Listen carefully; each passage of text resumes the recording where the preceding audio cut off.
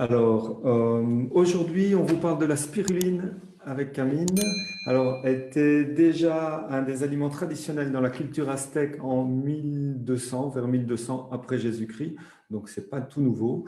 Elle est redécouverte après dans les pays industrialisés grâce à un botaniste belge qui la ramène d'une expédition au Tchad.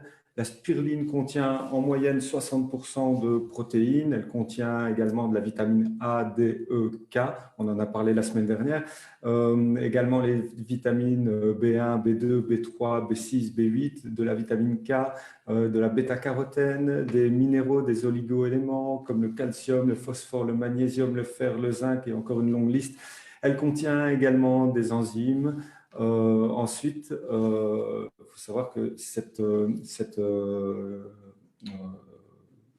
voilà, celle-là contient des acides gras essentiels.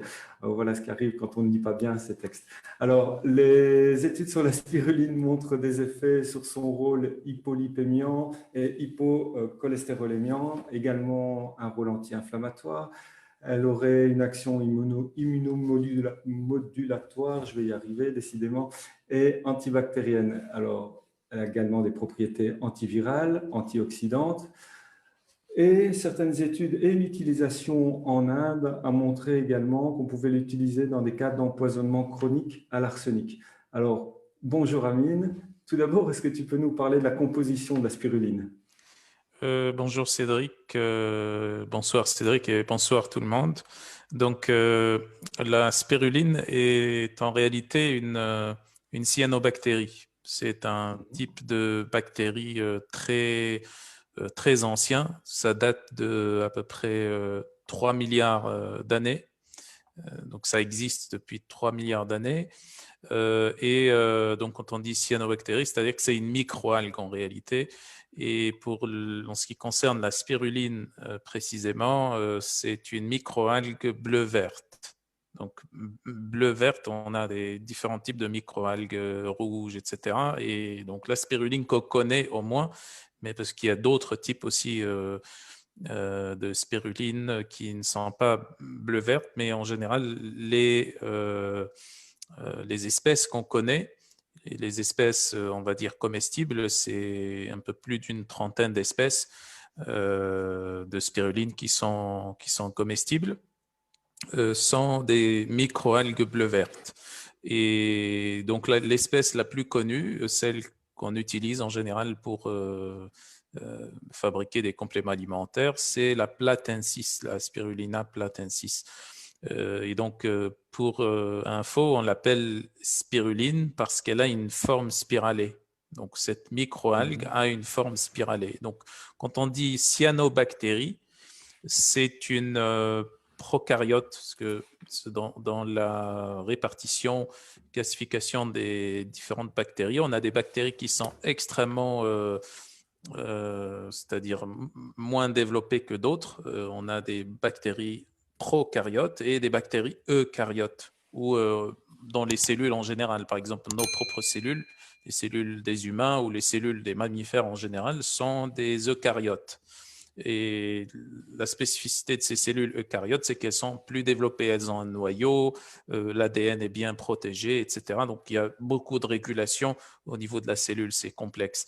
Alors que pour les cyanobactéries, qui appartiennent à la famille des prokaryotes, sont des micro-organismes qui sont extrêmement simples. Ils n'ont pas, parmi leurs caractéristiques, c'est qu'ils n'ont pas du tout de noyau. L'ADN baigne directement dans le cytoplasme et l'ADN est à chaque fois transcrit dans son entièreté juste pour avoir une protéine. Alors que ce qui n'est pas le cas chez nous, chez les eucaryotes en général, où il n'y a que des fragments de l'ADN qui sont en général transcrits en fonction de la protéine qu'on veut synthétiser à partir de ça. Donc ça, c'était par rapport à ce qu'on pourrait considérer comment qu'on peut considérer la spiruline. Après, pour la composition, tu as déjà évoqué une bonne partie de sa composition avec les vitamines, les minéraux, les oligo-éléments, etc. Et puis, on a une bonne partie, comme tu l'as bien évoqué, donc en protéines. C'est en général en fonction des espèces et en fonction des modes d'extraction et en fonction de la qualité, etc. On a à peu près entre 55% et 70% de protéines. Les protéines sont de très bonne qualité. C'est d'ailleurs l'une des très rares sources végétales de protéines qui soient plus ou moins bonnes, comparé bien sûr aux sources de protéines de référence qui sont les sources d'origine animale. Donc, on a assez peu en général de sources végétales qui sont de bonne qualité, qui contiennent une bonne quantité de protéines et de bonne qualité aussi. Donc, on a par exemple avec la spiruline, on a le moringa par exemple qui est aussi un petit peu équivalent en termes de qualité des protéines. Après, on a les antioxydants. Les différents antioxydants, mis à part les vitamines que tu avais citées, on a notamment les caroténoïdes. Avec le bêta-carotène en tête de liste, mais on a aussi d'autres types de caroténoïdes, pardon, qui est comme les xanthines en général, comme la zéaxanthine, la cryptoxanthine, la lutéine aussi comme caroténoïde, etc. Et puis en plus de ça, on a la chlorophylle. La chlorophylle qui a beaucoup de vertus aussi et très intéressante. Je pense qu'on aura l'occasion d'en parler. Et puis la phycocyanine aussi, la fameuse phycocyanine, qui est le pigment en fait qui donne cette couleur bleu-verte à la spiruline.